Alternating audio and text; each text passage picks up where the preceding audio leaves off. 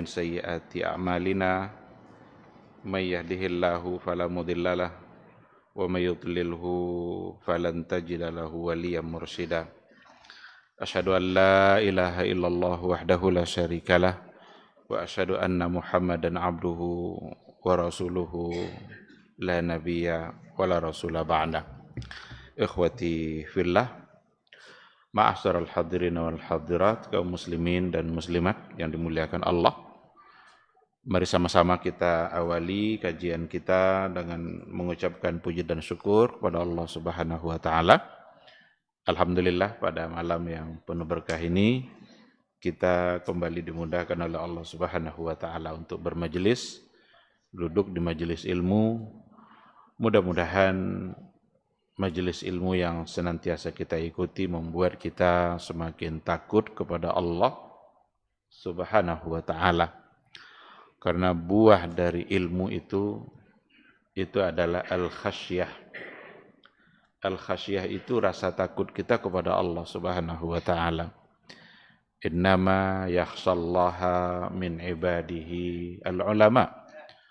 Sesungguhnya yang akan benar-benar bisa khasyah, takut kepada Allah adalah al-ulama, orang-orang yang punya ilmu. Maka semakin sering kita hadir di majelis ilmu, semakin paham kita dengan hak-hak Allah, semakin paham kita dengan kewajiban-kewajiban kita. Kita berharap mudah-mudahan kehadiran kita di majelis ilmu pada malam hari ini dan di masa-masa yang akan datang hendaknya membuat kita mendapatkan fadilah dan keutamaan-keutamaan yang telah dijanjikan oleh Allah dan oleh Rasulullah sallallahu alaihi wasallam. Apa di antara keutamaannya? Allah turunkan untuknya ketenangan jiwa. Dia akan selalu diliputi oleh rasa kasih sayang Allah, akan mendapatkan doa-doa baik dari para malaikat, dan akan dibangga-banggakan oleh Allah di hadapan makhluknya di atas langit sana. Ikhwati fillah, sama-sama kita juga harus banyak-banyak berselawat dan salam untuk Rasul kita yang mulia Nabi Muhammad sallallahu alaihi wasallam. Allahumma salli ala Muhammad wa ala ali Muhammad. Mudah-mudahan sosok figur yang diutus oleh Allah Subhanahu wa taala untuk menyampaikan sebuah risalatul Islam itu hendaknya kita tauladani, hendaknya kita pahami hukum dan sunnah-sunnahnya, untuk kemudian kita berbangga berada di atas sunnah itu, untuk kemudian kita bersemangat mempertahankan dan memperjuangkannya. Karena yakinlah satu-satunya jalan selamat menuju surganya Allah hanyalah ketika kita berada di atas jalan yang telah digariskan oleh Rasulullah sallallahu alaihi wasallam. Mudah-mudahan di hari mahsyar insyaallah kita bisa mendapatkan syafaat, mendapatkan pertolongan, dan bisa berjumpa dan mendapatkan minuman yang langsung dituangkan oleh beliau dari telaganya. Amin, amin ya rabbal alamin. Ikhwati fillah, ma'asyiral hadirin wal hadirat rahimani Allahu wa iyyakum. Seperti yang sudah kita sepakati pada pertemuan yang sebelumnya, insyaallah untuk Kamis yang kedua dalam setiap bulan kita akan mengaji persoalan tauhid melalui sebuah buku, judulnya adalah Al-Qaulus Sadid fi Maqasidit Tauhid, Syarah Kitabit Tauhid. Jadi ada sebuah buku, satu jilid yang sangat sederhana dengan bahasa yang sangat mudah, yang insya Allah isinya akan membawa kita kepada kemurnian tauhid. Penulisnya adalah Syekh Abdurrahman As-Sa'di, Abdurrahman ibn Nasir As-Sa'di. Jadi judulnya Al-Qaulus Sadid fi Maqasidit Tauhid. Abdurrahman As-Sa'di ini adalah salah seorang dari ulama besar yang pernah ada di Jazirah Arabia. Murid utamanya adalah Syekh Muhammad ibn Shalih Al-Utsaimin. Jadi Syekh Muhammad Shalih Al-Utsaimin itu guru utamanya adalah Syekh Abdurrahman ibn Nasir As-Sa'di. Syekh Abdurrahman ibn Nasir As-Sa'di, beliau adalah seorang ulama yang menguasai hampir semua bidang-bidang agama dan bahkan dia punya karya-karya pada bidang itu. Beliau punya buku tafsirnya, ada tafsir beliau yang satu jilid besar di mana beliau menafsirkan Al-Qur'anul Karim dari awal sampai akhir. Kitab tafsirnya adalah Taisir Al-Karimil Mannan fi Tafsir Al-Kalamir Rahman.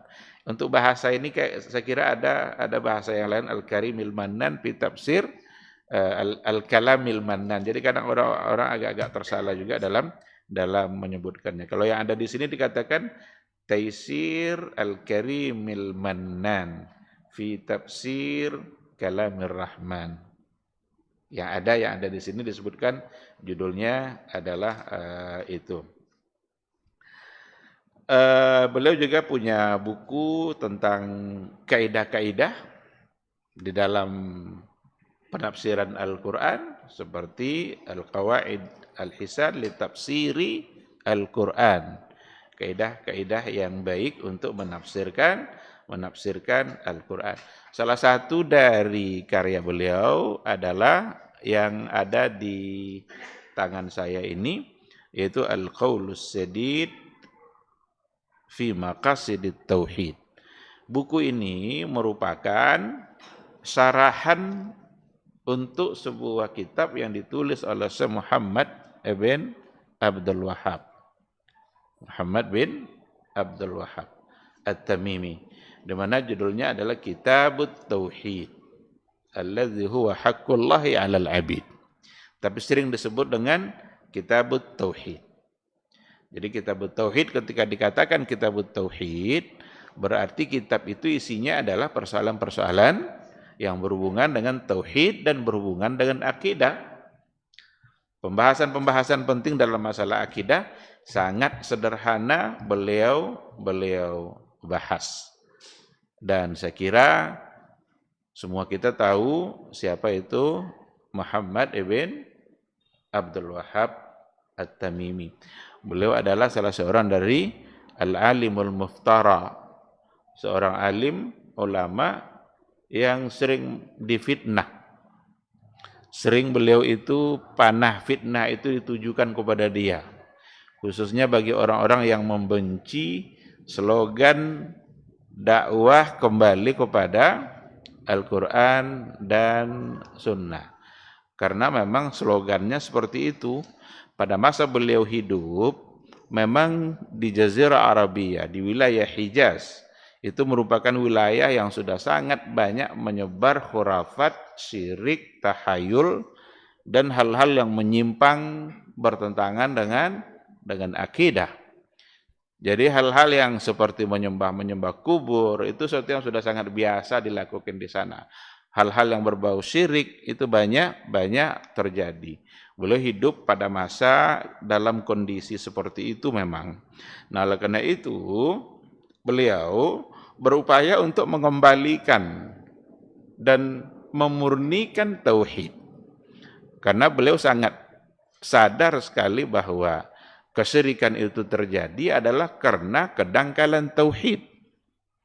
Jadi syirik itu terjadi itu dikarenakan oleh kedangkalan tauhid. Semakin dangkal tauhid kita, maka semakin mudah pula terjebak kepada perbuatan syirik. Ada hal-hal yang sesungguhnya adalah syirik, tapi dianggap itu sebagai sesuatu yang biasa-biasa saja. Padahal syirik itu adalah dosa besar, kemaksiatan yang paling parah, kemaksiatan yang paling dibenci oleh Allah itu adalah syirik. Karena kemaksiatannya berhubungan dengan hak Allah. Kemaksiatan itu ada yang berhubungan dengan hak manusia, ada yang berhubungan dengan hak Allah.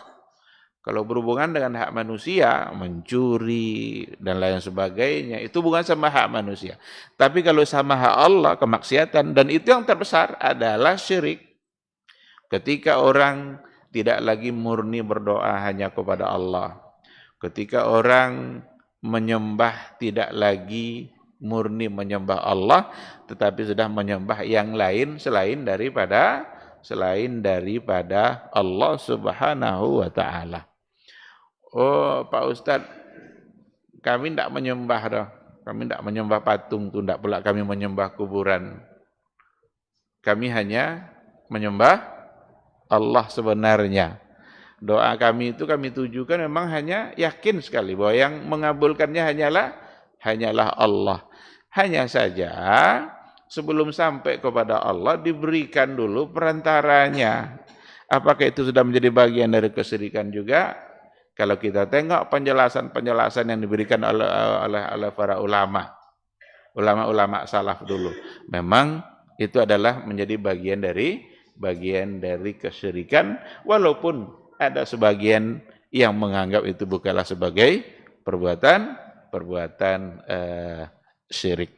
Nah, oleh karena itu beliau hidup pada masa memang kondisi banyak menyebar perbuatan-perbuatan syirik, khurafat, sehingga beliau berupaya untuk kembali memurnikan akidah, mengembalikannya kepada Al-Quran dan Sunnah. Sehingga slogan dakwah beliau itu adalah kembali kepada Al-Quran dan Sunnah. Oleh karena itu yang paling memusuhinya, yang paling tidak bisa menerima dakwahnya adalah orang-orang Syiah. Orang-orang Syiah sangat tidak bisa menerima slogan kembali kepada Al-Quran dan Sunnah. Kenapa demikian? Karena kalau kembali kepada Quran dan Sunnah, ketahuan nanti nampak bolang jadi. Yang Syiah itu sendiri, untuk Sunnah, mereka punya konsep yang berbeda. Bahkan mereka punya definisi untuk Sunnah itu sendiri. Yang berbeda dengan ilmu yang ada pada kebiasaan ilmu mustalah hadis yang dibahas oleh ulama-ulama Islam. Bahkan orang-orang Syiah mengatakan bahwa Sunnah itu mestilah diriwayatkan bersambung dari imam-imam mereka sampai kepada Ali bin Abi Thalib, lalu dari Ali mengambilnya kepada Rasulullah sallallahu alaihi wasallam. Padahal secara fakta pastilah tidak semua hadis yang akan datang dari Ali bin Abi Thalib. Berapa jumlah hadis yang datang dari Ali? Tentu tidak semuanya. Karena ada sahabat-sahabat lain yang mengambil dari Nabi, dan banyak riwayat yang Ali sendiri tidak mendengarkan langsung dari Rasulullah sallallahu alaihi wasallam. Nah, oleh karena itu, slogan kembali kepada Al-Qur'an dan Sunnah itu membuat orang-orang Syiah membenci dakwahnya Syekh Muhammad bin Abdul Wahhab At-Tamimi. Bahkan mereka buatlah isu-isunya yang banyak orang yang terprovokasi oleh isu-isu yang disebarkan oleh mereka. Apa contohnya? Syekh Muhammad bin Abdul Wahhab itu orang yang haus darah. Orang yang haus darah. Nanti kalau seandainya sempat dakwah ini berkembang, maka banyak orang yang akan dibantainya. Nah, ini isu-isu yang sama sekali tidak ada unsur kebenarannya sedikit pun. Kenapa demikian? Karena orang-orang yang dulu mengatakan seperti itu nyaman aja hidup di Arab Saudi itu. Nyaman aja hidup di Arab Saudi. Bahkan orang-orang yang sekarang pun kalau seandainya mereka menuduh seperti itu, kalau sampai mereka ke sana dapat perlindungan, dia nyaman tinggal di sana. Jadi di berbagai macam dituduhkan, dilarang untuk ziarah kubur. Mereka mengatakan ziarah kubur itu adalah haram dan itu adalah perbuatan yang syirik. Itu juga tidak betul. Ziarah kubur itu kan sunnah Nabi. Yang dilarang itu bukan ziarah kuburnya, tetapi apa yang dilakukan pada saat ziarah. Kalau ada orang mengatakan bahwa Syekh Muhammad bin Abdul Wahab mengharamkan ziarah kubur, itu sungguh tuduhan yang sangat luar biasa. Karena yang dipersoalkan bukanlah ziarahnya, ziarahnya itu sabit sebagai sunnah Rasul. Karena Rasul juga memerintahkan, ziarahlah kalian. Karena akan mengingatkan kalian kepada kematian, mengingatkan kalian pada akhirat. Berarti Nabi yang menyuruh. Kalau Nabi yang menyuruh berarti itu sebuah sunnah. Perintah Nabi mah.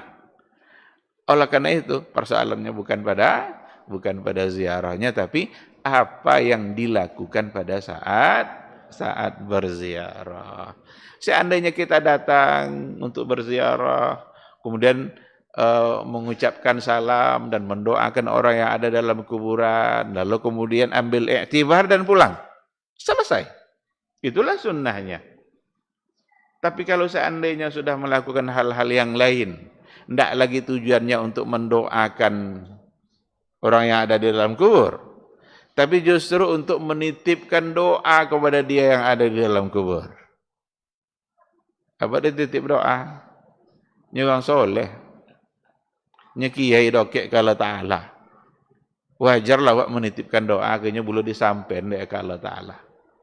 Kalau seandainya itu yang terjadi, berarti tidak sesuai lagi dengan sunnah ziarah kubur itu sendiri. Nah, oleh karena itu, jangan mudah untuk terpengaruh, termakan isu, termakan fitnah, karena banyak sekali fitnah-fitnah yang dimunculkan untuk Syekh Muhammad bin Abdul Wahab. Haus darah, mengharamkan ziarah kubur, benci kepada mazhab, tidak suka mazhab. Itu semua tuduhan-tuduhan yang tidak benar. Oleh karena itu, slogan kembali kepada Al-Quran dan Sunnah. Apakah itu artinya tidak perlu ulama?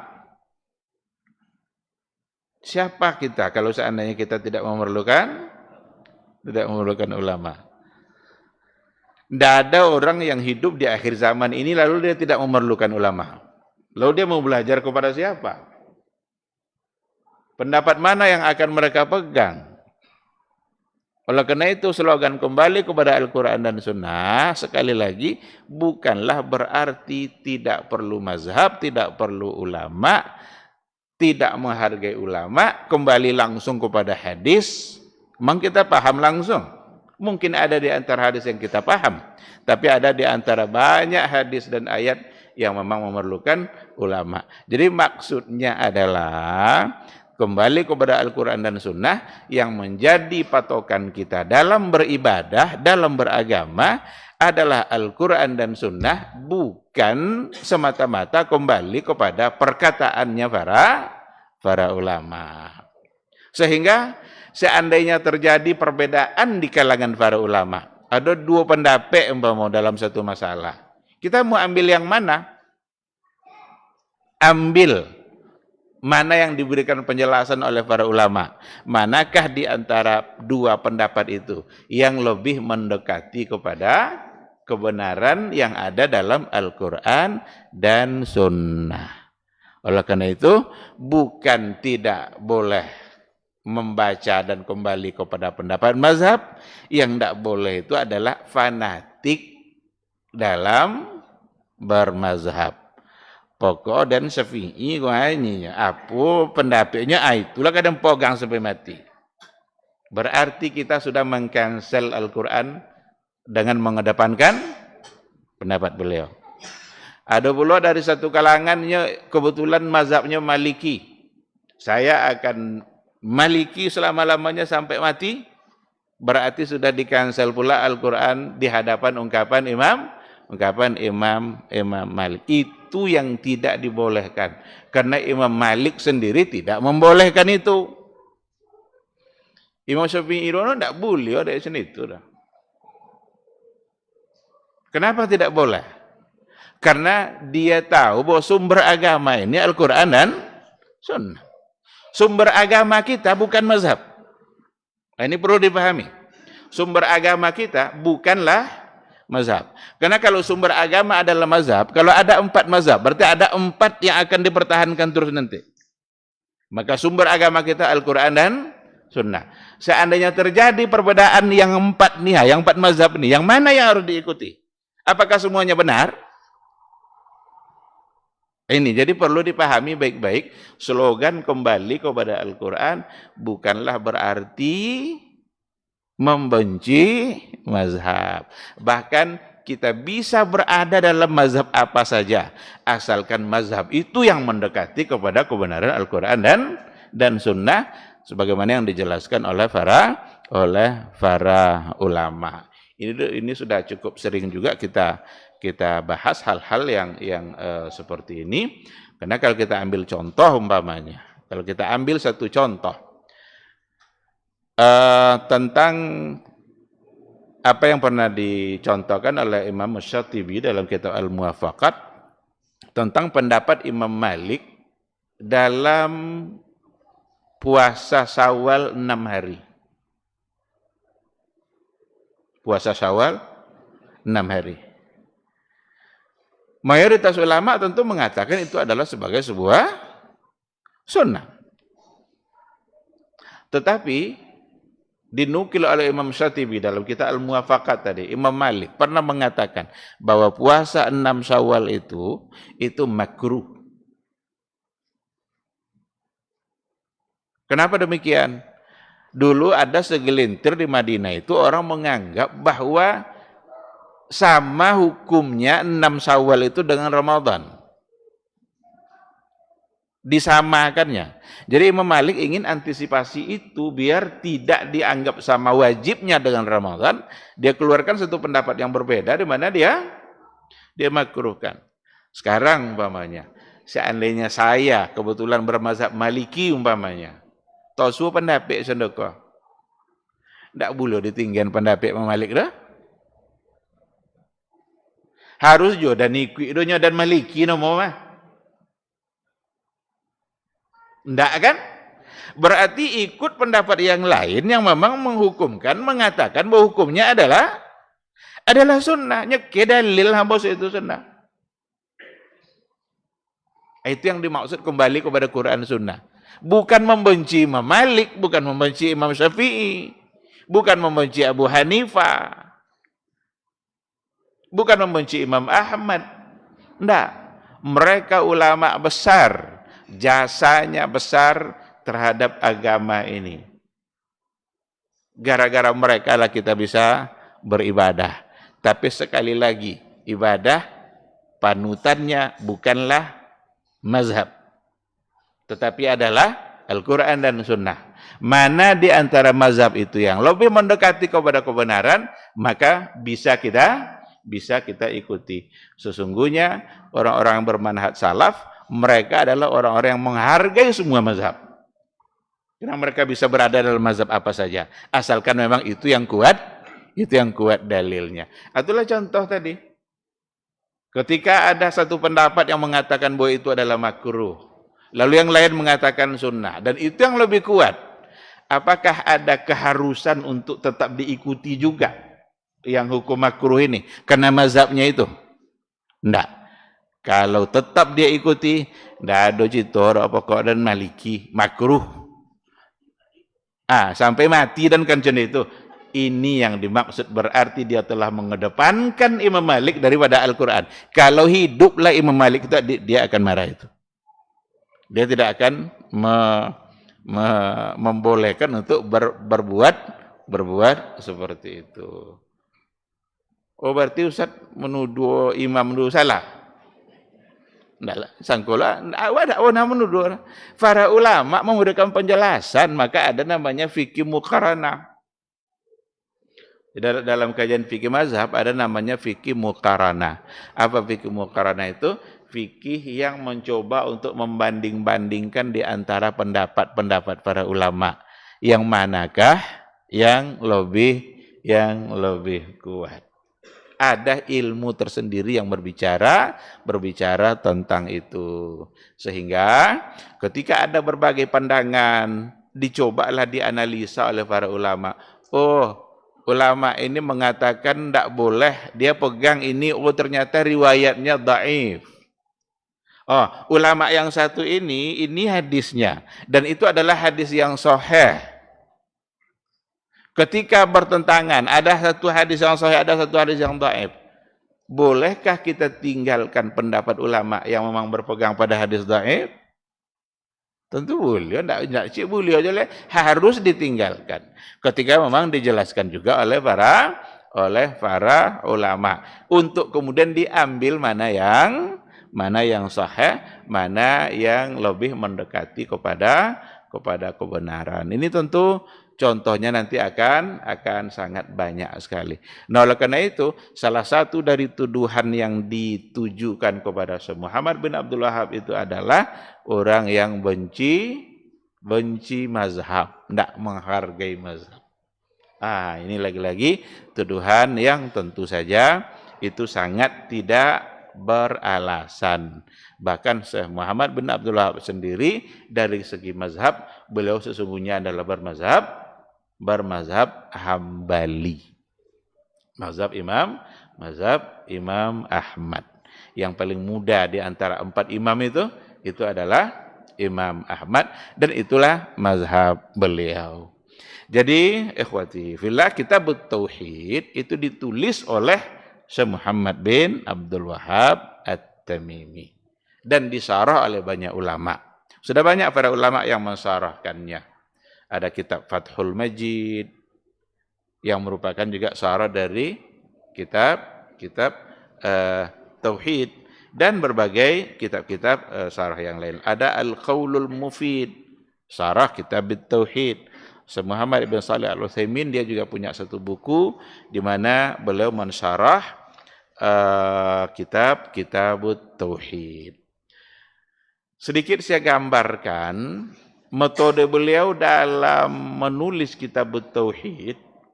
Metode yang pertama sekali, dalam setiap bab beliau menyebutkan ayat dan mendahulukan penyebutan ayat dan hadis itu. Umpamanya ada judul Kitab Tauhid, judul. Nanti ada berbagai macam bab yang ada dalam kajian-kajian akidah tentu saja. Pokoknya setiap kali beliau memulai babnya itu selalu nanti diawali penyebutan ayat dan hadis. Umpamanya ada nanti bab Fadlut Tauhid wa ma yukaffiru minadz dzunub. Bab yang berkaitan dengan keutamaan tauhid dan apa-apa yang bisa menebus dosa. Jadi tauhid bisa menebus dosa. Beliau mengawalinya dengan ayat. Yang pertama sekali pembahasan yang ada di sini itu adalah memang soal kitab tauhid itu sendiri. Judul pertamanya yang ada itu adalah Kitab Tauhid. Lalu setelah itu beliau sebutkan ayat. Ada ayat, ada hadis, dan setelah beliau sebutkan ayat dan hadis itu, barulah beliau sebutkan satu persatu apa sebenarnya masalah-masalah tauhid yang ada dalam ayat dan hadis ini.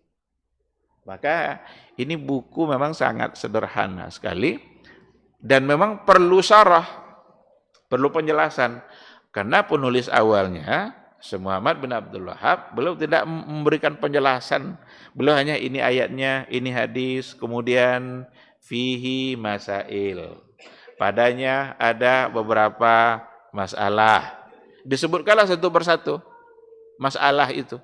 Nah, inilah tugas yang pensyarah tadi itu. Jadi ulama-ulama yang masyarah kita bertauhidnya, dia syarahkan ayat itu maksudnya apa, kemudian beliau berikan penjelasan tentang masalah-masalah yang disebutkan satu persatu oleh Syekh Muhammad bin Abdul Wahab At-Tamimi.